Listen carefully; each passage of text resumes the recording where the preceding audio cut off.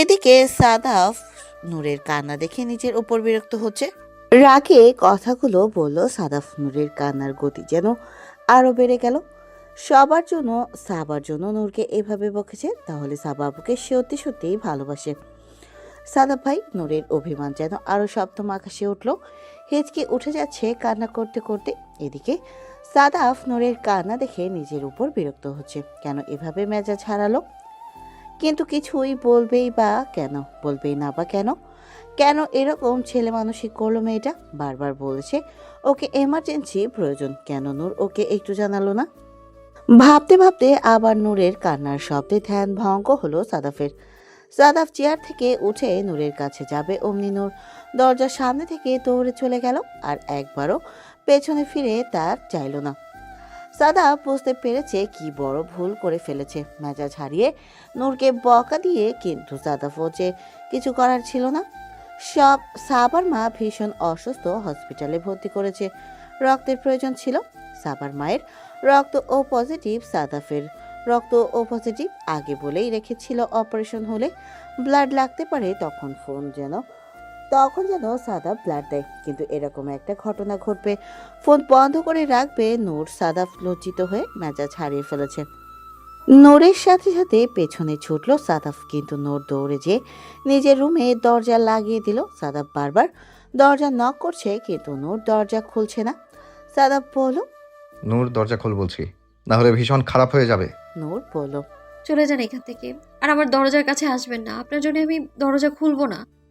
কে আমার জন্য দরজা খুলবি না? আমার জন্য দরজা খুলবি না তো কার জন্য দরজা খুলবি? খোল বলছি। নূর প্লিজ, না হলে সত্যি খুব খারাপ হয়ে যাবে। বলল সাদাফ।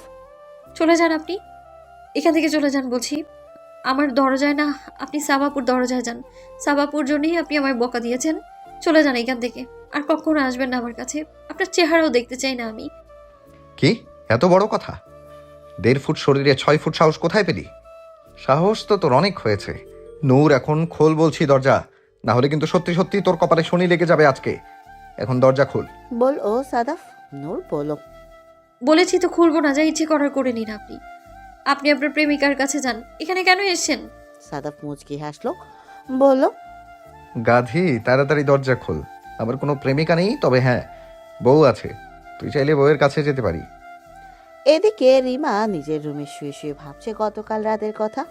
হোমড়ি খেয়ে যখন পড়েছিল, সাইমনের বুকে এলো পাথারি, কিল ঘুষি মারছিল। হঠাৎ সাইমন 2 হাত চেপে ধরে রিমাকে বিছানায় ফেলে রিমার উপর চড়ে বলল, খুব বার বেড়েছে রিমা। বলল রিমা, খুব বার বেড়েছে রিমা। এমন করছিস কেন? আর কিসের অধিকারে তুই আমার উপরে বারবার এরকম চড়াও হোস? আমি যার সাথে ইচ্ছা তার সাথে কথা বলবো, তাতে তোর কি? কাজ করবি না সমস্যাটা কি তোর? হ্যাঁ, অনেক সমস্যা আছে। রিমা বলল রিমা বলল, হ্যাঁ, এটাই আমার সমস্যা। তোমার সাথে কেউ কথা বলতে পারবে না, তুমি শুধু আমার। সাইমন ভ্যাবাচাকা খেয়ে গেল, বলল, তোর মানে? শুধু তোর মানে কি বলতে চাস? রিমা বলল, কি বলতে চাই বোঝো না? এত ন্যাকা তুমি, কচি খোকা। বোঝো না যে আমি তোমাকে ভালোবাসি? এরপরেও তুমি কেন বারবার আমার সামনে অন্য মেয়ের কথা বলো? সাইমন অবাক হয়ে তাকিয়ে রইল রিমার দিকে। তারপর মুচকি মুচকি হেসে বলল, তাই ভালোবাসিস? আমাকে তাহলে আগে বলিসনি কেন? রিমা বলল। বলে কি হবে, তুমি তো আর বাসো না। সাইমন বলল, তাই এত শিওর? তোকে ভালোবাসি না আমি। ভালোবাসি না তাহলে এগুলো? তোকে ভালোবাসি না আমি? ভালো যদি নাই বাসি তাহলে এগুলো করি আমি? এই যে আমার রুমে তোকে ছাড়া আর কাউকে ঢোকার অনুমতি দেই না। আমার প্রত্যেকটা জিনিস তুই ছাড়া কেউ টাচ করার অনুমতি পায় না। এই যে তোকে এলোপাথাড়ি আমাকে মারার অধিকার দিই, যখন তখন আমাকে ছুঁয়ে দেওয়ার অনুমতি দেই, যখন তখন আমাকে তোকে ছুঁতে দেওয়া, যখন তখন আমি তোকে ছুঁতে দিই। এগুলো কি তাহলে? হ্যাঁ, ভালোবাসা বুঝিস? এগুলো বুঝিস না? ভালোবাসি বুঝতে সময় লেগে গিয়েছে, কিন্তু সে ভালোবাসা যে অনেক আগে থেকেই বেশি ফেলেছি। হয়তো ছোটবেলা থেকেই, না হলে নিজের অজান্তেই। এই সমস্ত অধিকার আমি তোকে কেন দেব? এই সমস্ত অধিকার একটা ছেলের হয় বিয়ের আগে তার মাকে দেয়, না হলে তার স্ত্রীকে দেয়। অথচ আমার অবচেতন মন এই অধিকার তোকে সে কবেই দিয়ে রেখেছে। আর তুই বোকা, শুধু মুখের কথার জন্য অপেক্ষা করিস। আমার মন কেন পড়তে পারিস না? আমার চোখের ভাষা কেন বুঝিস না? আমি তোকে কিভাবে দেখি সেটা কেন বুঝিস না? আমার সাথে এখনো পর্যন্ত যা যা হয়েছে এগুলো কি প্রেম না ভালোবাসা? রিমা মুখ সরিয়েই বলল। তুমি তো মুখে বলনি, আজকে হ্যাঁ বলছো, কালকে তো অস্বীকার করে ফেলতে। সাইমন বলল। গাধি, আমি এই বাড়িতেই থাকি, আর তোর বাপ চাচা যেরকম অস্বীকার করে পালানোর কোনো উপায় আছে? আমার কলেজে এত বড় হয়েছে, এখনো পর্যন্ত অস্বীকার করে কোথায় পালাবো শুনি? তোকে ছাড়া তো আমার দিন শুরু হয় না, রাতও শুরু হয় না, অস্বীকার করেই বা কি করব? তোকে এই লাস্টবার বলছি নূর, দরজা খোল, না হলে কিন্তু আমি সত্যি সত্যি চলে যাব সাবার কাছে। তুই কি সেটাই চাচ্ছিস? এখন দরজা খুল, না হলে গেলাম। বলল সাদাফ। বলেছি তো খুলবো না, যেখানে যাওয়ার সেখানে চলে যান আপনি। বলল নূর। সাদাফ বলল। ঠিক আছে, তাহলে যাচ্ছি। বলেই সাদাফ আর নক করলো না, চুপচাপ এমন একটা অভিনয় করলো যেন ও চলে যাচ্ছে সত্যি। নূর চিন্তা করলো সত্যি সত্যি সবার কাছে চলে গেল। দরজা হালকা খুলে উকি মেরে একটু দেখবে কি নূর, সেই চিন্তা করে দরজার দিকে এগিয়ে এলো।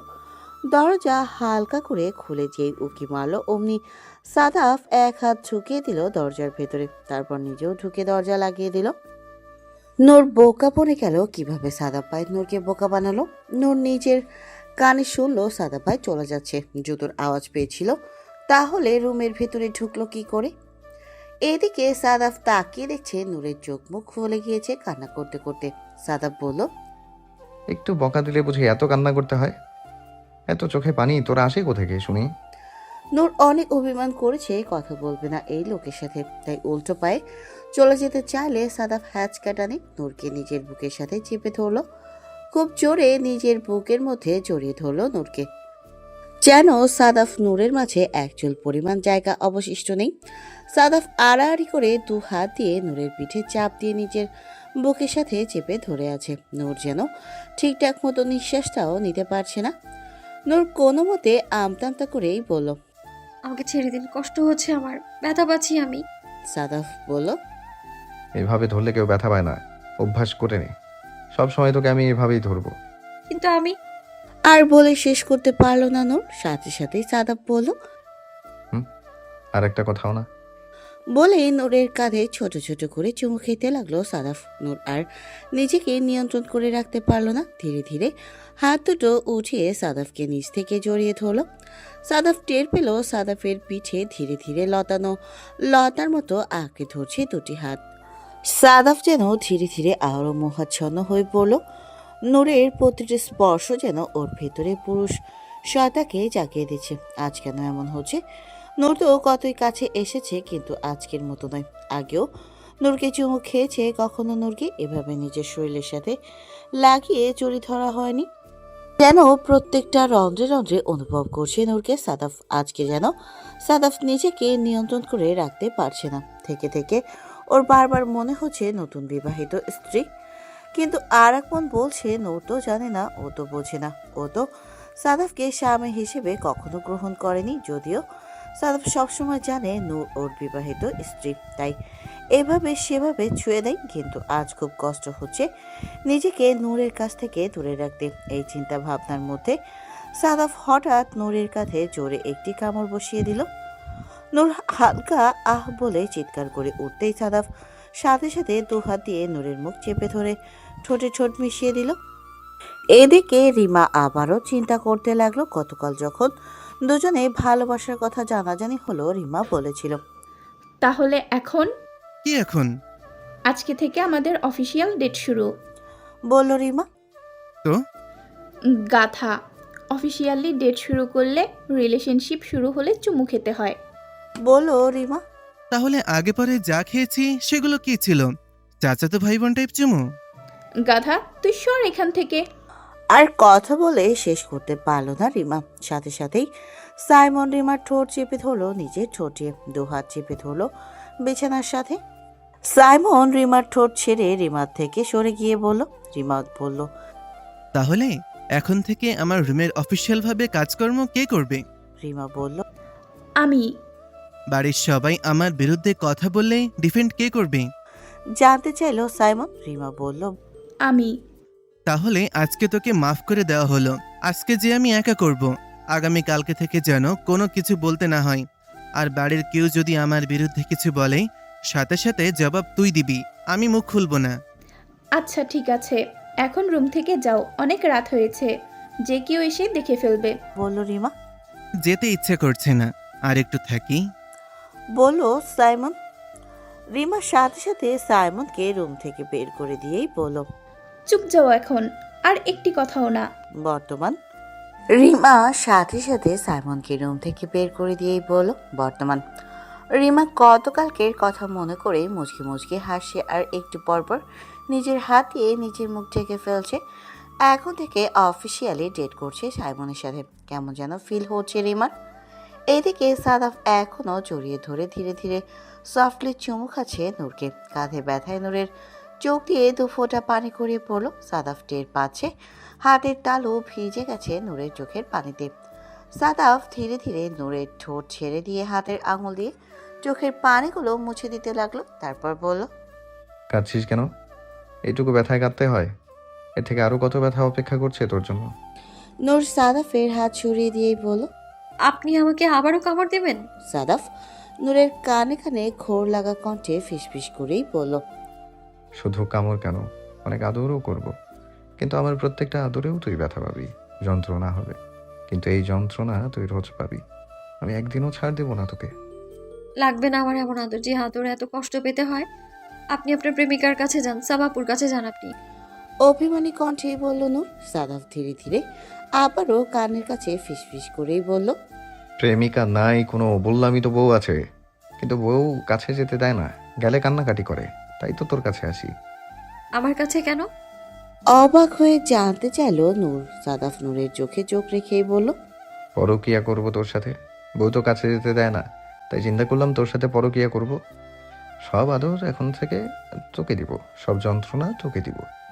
নূর সাদাফকে একটু ধাক্কা দিয়েই বলল, সরুন এখান থেকে, ছাড়ুন আমায়, ছাড়ুন বলছি।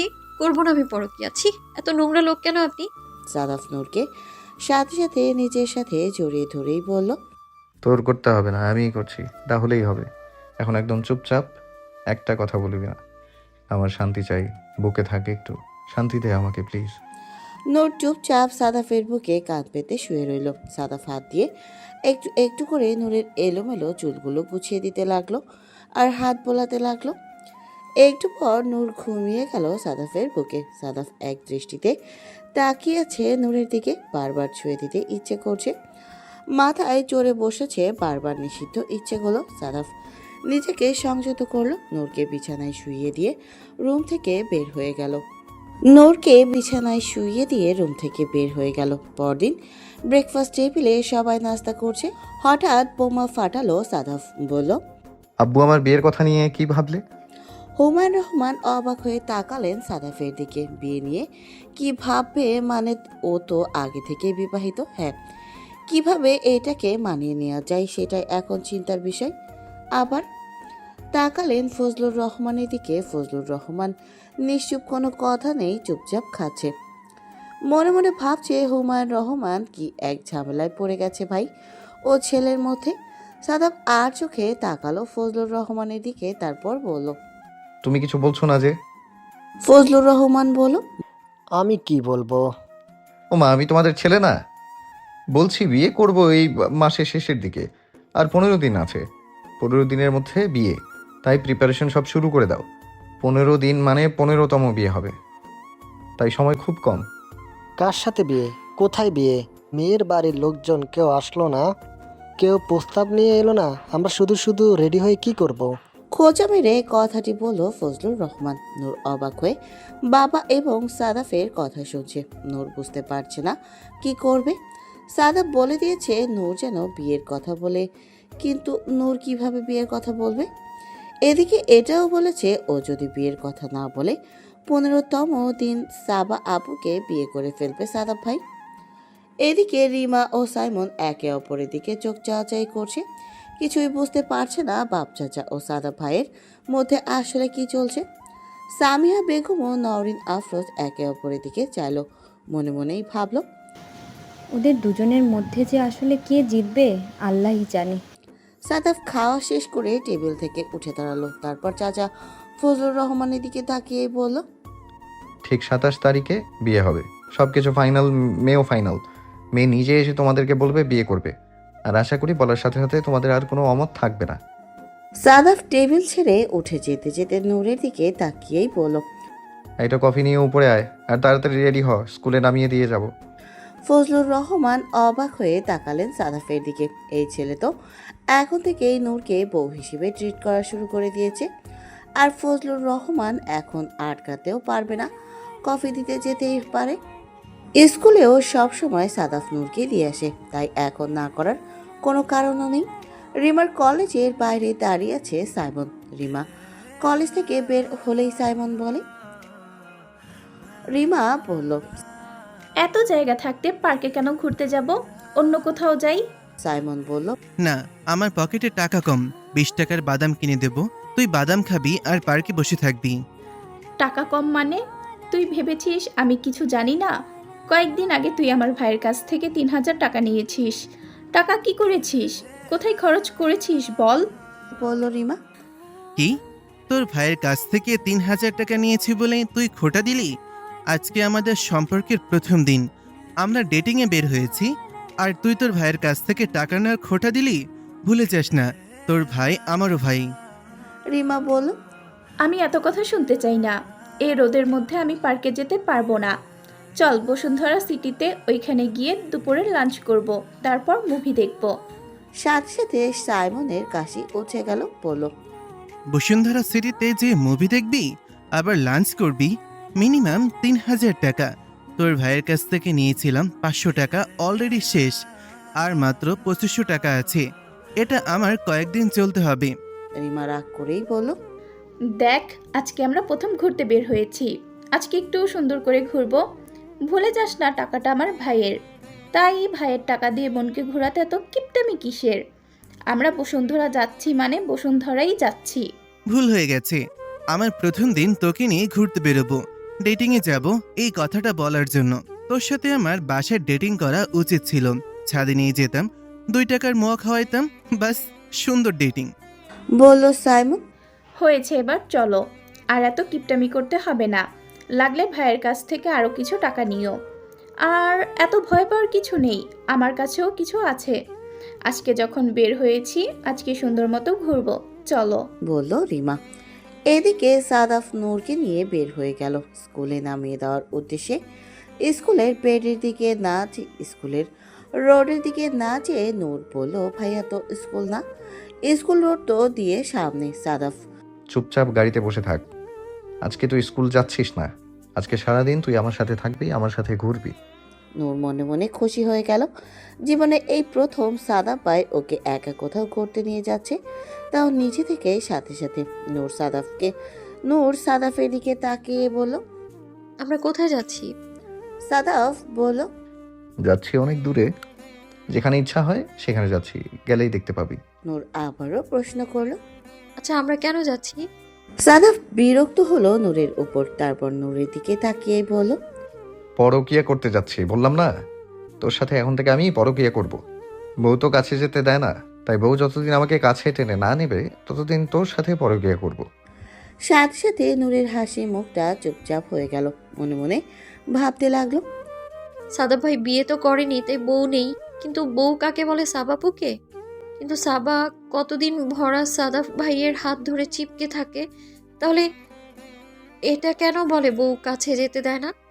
নূর সরল মনে সাদাফের দিকে তাকিয়ে প্রশ্ন করলো, আচ্ছা, আপনার বউকে, আর আপনার বউ আপনাকে কাছে যেতে দেয় না কেন? সাদাফ মুচকি মুচকি হাসলো, তারপর নূরের দিকে তাকিয়েই বলল, কি জানি, বউটা কাছে গেলে খালি ছাড়ুন ছাড়ুন বলে।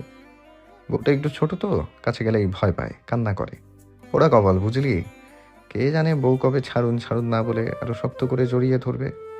সাদাফের কথা শুনে নূর লজ্জা পেয়ে গেল। সাথে সাথে মাথা অন্যদিকে ঘুরিয়ে গাড়ির বাইরে তাকিয়ে রইল।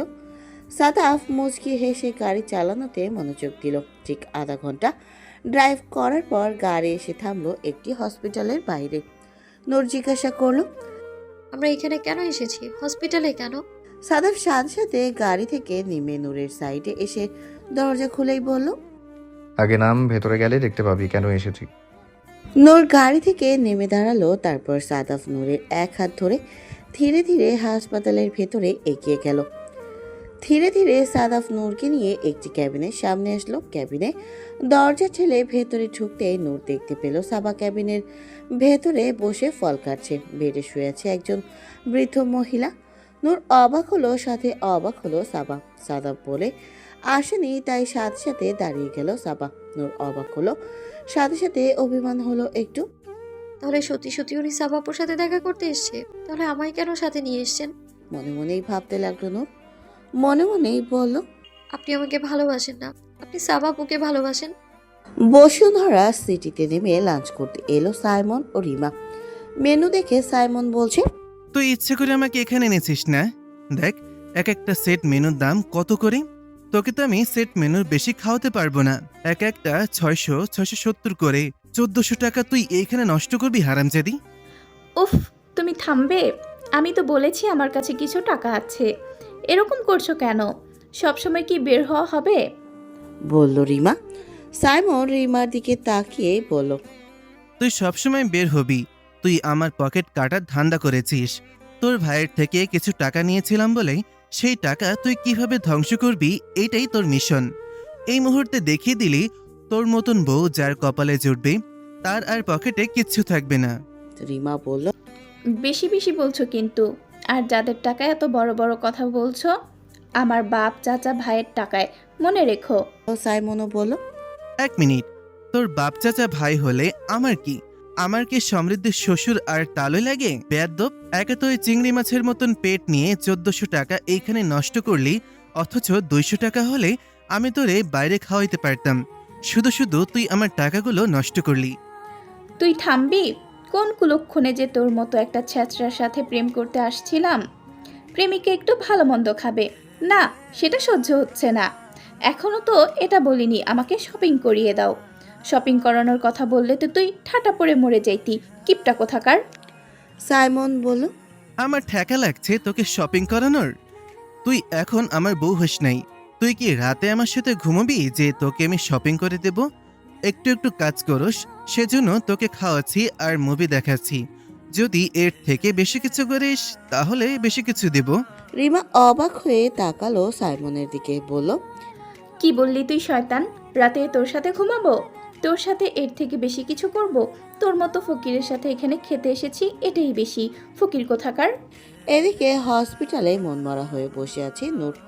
সাদাফ এগিয়ে গিয়ে সাবার মায়ের সামনে দাঁড়িয়েই বলল, খালাম্মা এখন কেমন আছেন? সাবার মা ধীরে ধীরে চোখ খুলেই বলল। ভালো আছি বাবা, তুমি কেমন আছো? সাদাফ উত্তরে বলল, আমি ভালো আছি খালাম্মা। দুঃখিত, গতকাল মোবাইলটা বন্ধ হয়ে গিয়েছিল, তাই আমি সময় মতো আসতে পারিনি।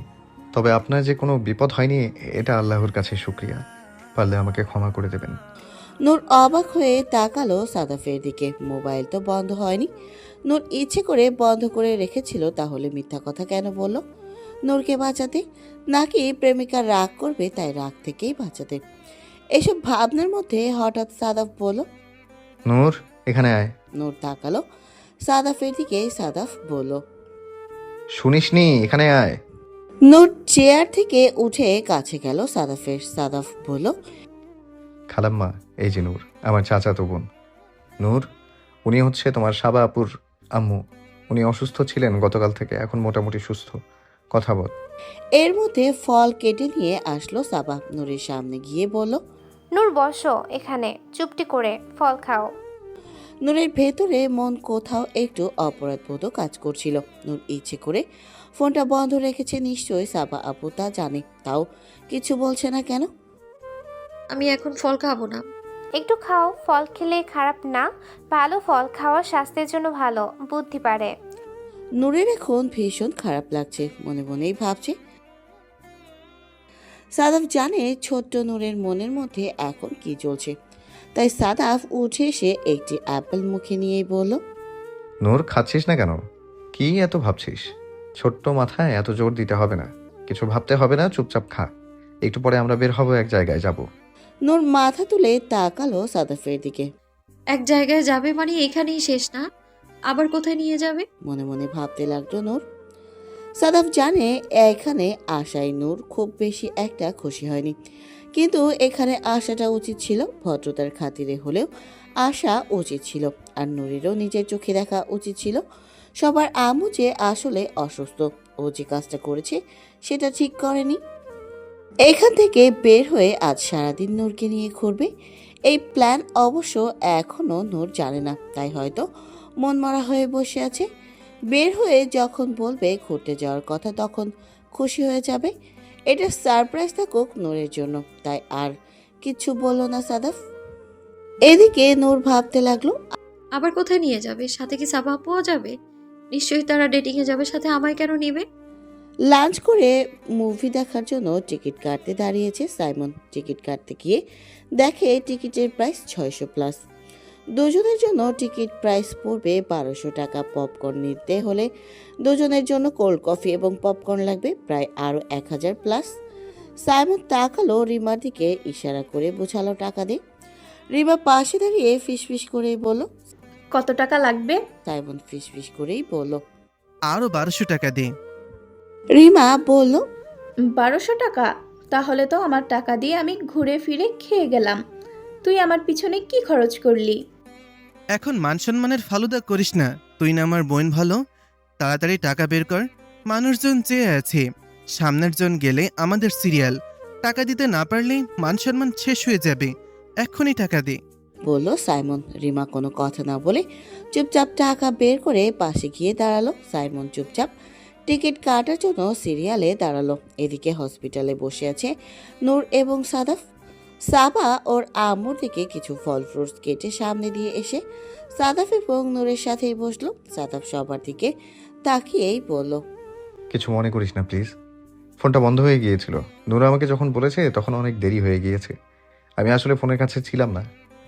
সাবা যদিও বাচ্চারা বুঝতে পেরেছে সমস্যাটা কি, তবে এই সমস্যাটার জন্য তো সাদাফ এবং ও নিজেই দেয়। ছোট্ট বাচ্চা নূরের ব্রেন নিয়ে যে খেলেছিল দুজন, ওর কাছে যা ভালো মনে হয়েছে তাই করেছে। সাবা তাই বলল, সমস্যা নেই, সমস্যা তো মিটমাট হয়ে গিয়েছে, এটা নিয়ে এত টেনশন করতে হবে না। নূর, তুমিও মন খারাপ করো না। বুঝতে পেরেছি তুমি ইচ্ছে করে এই কাজটি করনি। হয়তো সাদাব ছিল না আশেপাশে, তাই তুমি বলতে ভুলে গেছো। কোনো সমস্যা নেই, বিপদ যেহেতু হয়নি তাই এটা নিয়ে আমাদের আর কথা না বলাই ভালো। নূর সাবার দিকে তাকালো, মুচকে হাসলো, কিন্তু আসলে ভেতরে অনেক অপরাধ বোধ কাজ করছে নূরের। যত কিছু হোক, সাবাপুর আম্মু অসুস্থ ছিল, তার ব্লাডের প্রয়োজন ছিল। আল্লাহ না করুক যদি নূরের এই গাফলতির জন্য তার সাবাপুর আম্মুর কিছু হয়ে যেত, তাহলে নূর কখনো নিজেকে ক্ষমা করতে পারতো না। যত কিছুই হোক, ব্যক্তিগত স্বার্থের জন্য একজন মানুষকে কষ্ট দিবে নূর এইরকম মন মানসিকতার মেয়ে না, তাই চুপচাপ মাথা নিচু করে বসে রইল নূর। এদিকে সাদাফ সাবার দিকে তাকিয়েই বলল, তাহলে আমরা এখন উঠি, আমাদের এক জায়গায় যেতে হবে, দেরি হয়ে যাচ্ছে। সাবা বলল। আর কিছুক্ষণ বসতি না হয়? সাদাফ বলল। না, আরেকদিন আসবো, আজকে উঠি। বলেই নূরকে বলল, চল খালামার কাছ থেকে বিদায় নিয়ে আসি। সাবার আম্মুর কাছ থেকে বিদায় নিয়ে সাদাফ এবং নূর বের হয়ে গেল। গাড়িতে বসে নূর জিজ্ঞাসা করলো, আমরা কোথায় যাচ্ছি? সাদাফ বলল, সারপ্রাইজ, গেলেই বুঝতে পারবি। চোখ বন্ধ করে শুয়ে থাক, চোখ খুলে দেখবি আমরা চলে এসেছি। নূর বলল। কেন শুয়ে থাকবো কেন? সাদাফ নূরের দিকে তাকিয়ে মুচকি হেসে বলল, ছোটবেলা কোথাও গেলে তো রাস্তায় আমার কোলেই শুয়ে পড়তি। এখন সিটে বসে আছিস, তাই ভাবলাম তুই তো ঘুমিয়েই যাবি। নূর বলল, মোটেও না, এখন বড় হয়েছি আমি, এখন কোথাও গেলে আমি ঘুমিয়ে যাই না।